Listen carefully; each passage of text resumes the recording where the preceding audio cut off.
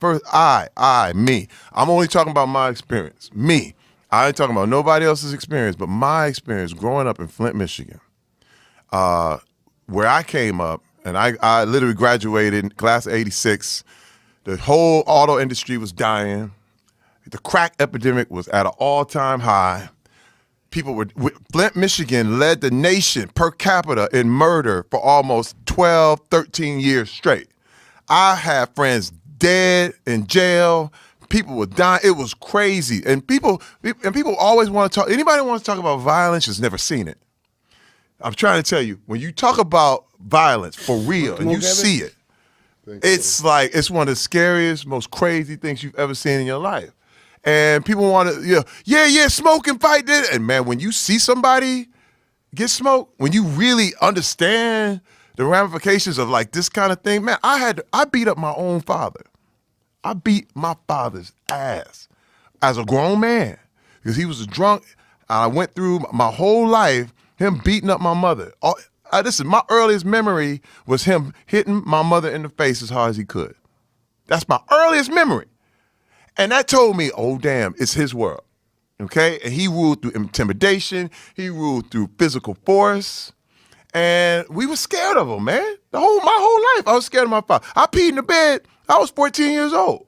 Because I wake up, I didn't know what was going to happen. I'm still afraid of my father. I would never fight my father. Come on, man. I don't care, world champion, because I know he would shoot you. He would kill you. He would kill you. I knew that for a fact. I knew that as an adult, I was always respectful. He needed money. I would make sure I gave him money. I didn't want to be on his bad side. But see, I did the same thing. I was a pleaser. I was like, man, you want another beer? Here's another beer. You want this? No. Yes, sir. Yes, sir. But pull your pants up. My pants up, sir. No. But this is the thing.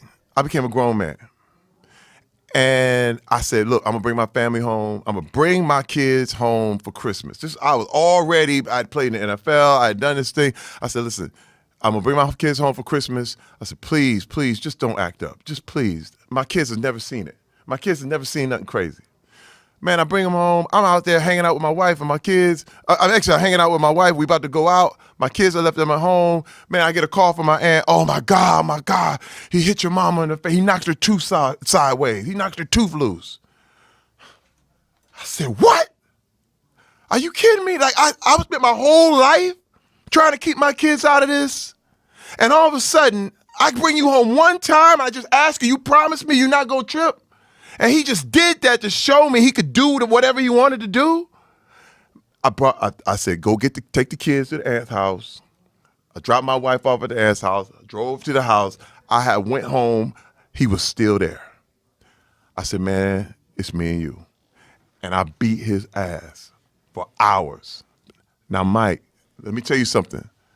What blew me away, though, I thought I would feel some satisfaction from that. I thought I would get some sort of release, and I got nothing. Man, look, I was sitting there like, this don't work, dog. This don't work. I got revenge. Wait, I got all the revenge I wanted. He was laying there talking about, do him, please. Because he an old man now. You know what I mean? And I'm going, all right, hey, man, all this beating people ass stuff, it don't work. I mean, when you look at the results of what happened, I was like, I was left emptier. I was just like him. And I was done. I said, you know what? It's just not the way. It's just not the way to go. I choose to not go that route. So tell me, do you feel you have a temper? Oh, definitely. Yeah. Oh, that's how you go in the NFL. You play off pain. No doubt. You play off pain. I played 7 years on the NFL on pain. Straight up. I was angry. I was mad. And that's how allow you to put your head into anything. Me too. I did that with boxing. But was tricky. Then I finished boxing. That doesn't work in the real world. It doesn't. No, that stuff doesn't work in the real world. Being tough doesn't work in the real world. You gotta be smart. Homie, it's like the military. Oh, it's like the military. You know, imagine when you're in a war zone. Yeah. You know, Mike, I know vicariously your experience. You know what I mean? I didn't live it, but I know the people I understand you because I feel your pain. I feel a lot of what you came up in. And I understand how you became the best boxer who ever lived. I definitely understand it. But that shit don't work in the real world. No, not a little bit. Man, wait, first of all, I had so many things, man. I would yell.